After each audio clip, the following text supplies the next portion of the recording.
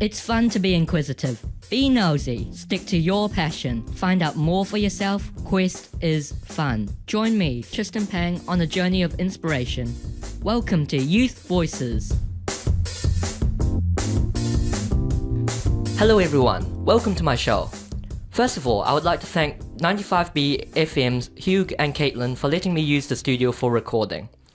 This studio is located at the University of Auckland City campus, which is very convenient for me. And the people here are very, very cool and helpful. So thanks a lot to the 95B FM team. And because of this convenient location, I can now add back my original content interviews on my show. Since Planet FM was a bit far from me, I've been recording at home for a while. Let's talk! So now, my featured guest this month is 19 years old Vanamali Joseph, a very good friend from uni. I met him in the Science Scholars program. He was the class rep in our first semester at our first year, and he did a wonderful job connecting the classmates. He is now a medical student, and beside his academic achievement, he has been actively involved in the community, such as being part of the city's youth advisory group. He is also running a program to help pre-medical students familiarise themselves with the system and their learning. Vanamali describes himself as loud, proactive and passionate. He is indeed, and for me, Vanamali is an awesome friend. He's always happy and thinks big and is always helpful. And he always gives me a daily reminder to get a driver's license since last month when I turned 16. So now, Vanamali is with us. Welcome to my show, Vanamali. Tristan, get your learners. Yes, sir. I will, one day, in the future. Well, anyways, to start off, tell us about yourself and your life in Whangarei. So as Tristan mentioned, I was raised in Whangarei, but let's go back a little bit, because that's kind of a lie. I was actually born in Christchurch. Wow. Yeah, it's a very beautiful city. I've actually had quite good memories from there. And then moved up to Whangarei a few years later, about year 4 in primary school, where I did my education and learnt most of my cool skills. So right now my parents are in Whangarei, they're both teachers, and I moved down last year, went to university, did biomed, like a lot of students, and had a real good time. In my spare time, this year I flat, so it's pretty fun. I have a really nice big flat in Parnell. When I mean really nice and big, I mean student accommodation and rowdy flat. In my spare time, I enjoy cooking and doing things like this with Tristan and just hanging out and trying new things. I always want to push the boundaries of what's possible. Yeah, that's great. And also, you told me you had a bucket list last night, so could you tell us some of the items on it? Well, there are a few things. So some things are kind of selfish, not gonna lie. Like, I want to go skydiving one day or bungee jumping, something Those extreme. sound fun, yeah. No, it is. But a few of the other bucket list things are a bit bigger than that. So one of the ultimate goals is to go to space. But fancy. But to be more realistic, one of the other goals I want to do is enable people to achieve their potential. Now, I know that being young, I can't do much now, but with working with friends and family and other programs, it's something you can enable people to do. So currently I'm working with Toastmasters and Varsity Toastmasters, and as public relationships vice president, we're working with the community to get more members involved and allow people to improve their public speaking skills. That's great. Yeah, and how about some new challenges you want to do in 2018, next year? Well, I have a few challenges. So next year I have a job at Carlaw Park Student Village as RA. And so that job requires a lot of things. Some easy things like organising, but a lot of things with working with youth, or youth meaning the first year and second year university students. And working with that to develop a community within accommodation services. I've got another few things such as, I have a friend, his name is Dylan Rahman. Dylan Rahman's very unique character.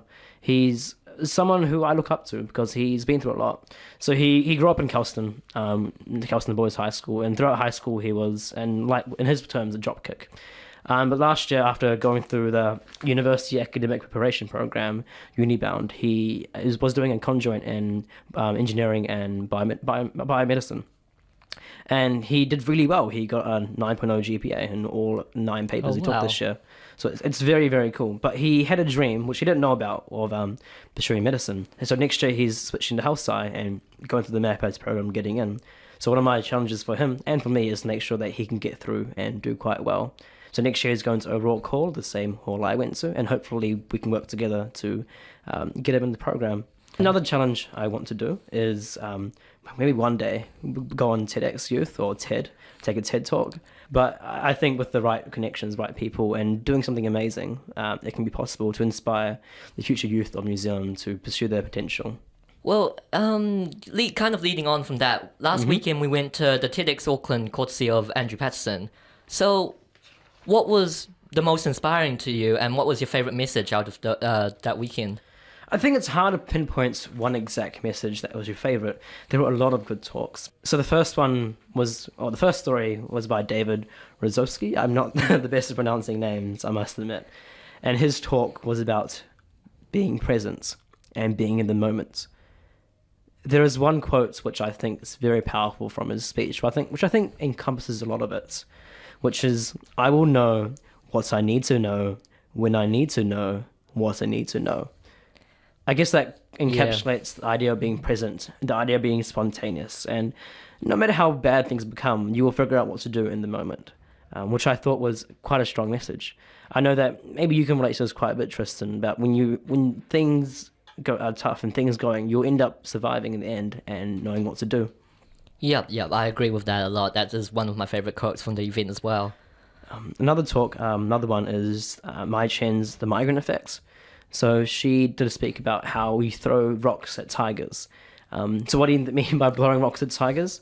It means you want to light your city on fire and keep on going. And migrants, when they come from overseas, they put themselves in an uncomfortable position. They go from a world where they're quite connected, where they're with people they know, and chucked into a foreign land, a literal foreign land, where they have to learn to find friends, to associate with people, and to grow. I can relate to this because my parents are from overseas. They're from India. And so if I may use a sob story, I must admit, my grandfather, he had my dad when he was 50, so quite old. Yeah. And so he was raised by his brothers. So after his brothers raised him, he got to university somehow because he was from a very underprivileged, poor background from India. So he would, a few days... many times throughout the week he wouldn't have food because his parents or his family couldn't afford it. But after getting to university, he somehow got a rank score. So he got third in Kerala, which is a state in India, in physics. Yeah, it's I don't know how to say it. You don't tend to appreciate how much your parents do to make sure that your kids get them there. But in this sense, it's quite amazing. And after that, he was well established in India, he dressed it all and came to New Zealand. This relates quite well to Mai Chen's talk because it talks about how the coping mechanisms of surviving as a migrant is what you need to succeed because you push yourself and you push yourself to your limits.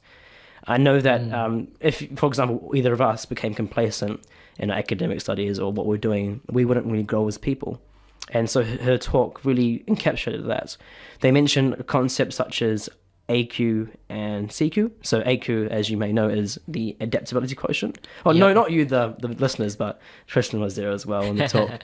Yeah. Which I thought was quite inspirational because it follows on from the spontaneity of the first talk of what I will need to know, what I need to know, when I need to know, what do I need to know. The adaptability of people when they put in tough situations can really show how resilient they can become, which is really important when you want to develop as a person and succeed in today's world, especially as things become quite difficult. We both going through university. We know that sometimes that it can get quite tough, but being able to adapt is a skill that is very powerful and can allow you to go far in life. Totally agree with that. And then we had Katha doing her talk on what I believe was quite relevant to us, which is about being a 3-pillar professor at the University of Auckland. So what is a 3-pillar professor? So university academia, you've got 3 parts. You have the parts about learning, about the love of learning and doing it to satisfy curiosity. And conversely, you've got teaching, making sure you can teach students and educate the future generation of the world. Because if you don't educate the future generation, how are they supposed to help us when we're old and walking around, etc.? The third part, which she was focusing on, was about serving society at the local, regional, national, and global level, which I think is very true. University as a whole, we do focus a lot on academia and getting grades, etc., but it is part of the reason of educating the future, of making sure they're trained to serve the people and the society that raised them. then this shift, and it just shows the responsibilities of how using universities to drive research and lead entrepreneurship, such as her Engender program and her other programs, can change and improve New Zealand society. I think she mentioned that if once the proton factory where you work at, I believe, is at full drive, that increase the GDP of New Zealand by, was it 0.2%? 2%. 2%. 2%. Yeah. 2%. Oh wow. Quite a large fraction of the economy. It's very significant, and it just shows. I feel like New Zealand should invest more in research and development and technology, but it's hard when we're driven by such a primary industry region. Yeah. And lastly, we had the speech by Captain Pete Bethune. I don't know if I can give this speech justice, this talk justice, because it was very moving. Yeah. I, in fact, encouraged the listeners of this talk to probably go on TED when the video comes out in a few weeks and watch it themselves. But I believe that Pete really took aspects from all these talks. He lived in the moment, in the present, worrying about things that were happening now. He was focusing on the whaling industry and how the Japanese were using research, in quotation marks, and as an excuse to kill whales for profits. And then he incorporated that with adaptability, because he went through tough times. He went to prison for a few years. He was on media. He tried to go on whaling vessels, and he almost, I think a few weeks ago, was in a very dangerous situation where he was at knife point, which was very terrifying for himself and his family when they heard the news. But lastly, like Keitha's talk, he did it not for himself. It wasn't a selfish purpose. It was quite genuine. He did it for the purpose to serve the community, to serve the world, for a cause which he thought, and I still believe, is quite noble, for marine conservation. And it was pretty fun. So he had a TV show as well. It's very hard to summarize his talk because it was quite unique. It's a very moving piece, and I don't know if I can give it justice. He did it in a quite unique way of how he told his life story and how it came to the fact that he did quite a bit of work to protect conservation on both the land and the sea. Yeah, that's very well said. And I suppose Pete summarized, as you said, the whole event and goals of TED itself. So yeah. Ideas worth sharing, yeah. Yeah. It's stories like those which I think are pretty cool with TED. The ones that tell a life story. Maybe one day my life will be that interesting, but for now I'll just stick to uni. That weekend was very inspiring, wasn't it, Vanamali? It was. A lot of cool ideas, a lot of free food. A lot of free food came from it. Yeah. I do encourage the listeners that if they have the opportunity to, if they can afford it, etc., to definitely go along, because it's one of those experiences that you have to go and attend to enjoy. Especially if you are young as well, and you're lucky enough that someone can help you along financially to get you to go along, because it's really cool. And everyone else was inspired, and we didn't want our excitement to stop. So no. After the TED talks, we organised a party at my house, actually, sharing our happiness with our good friends Noor, Isabel, Hunter, and Hamish.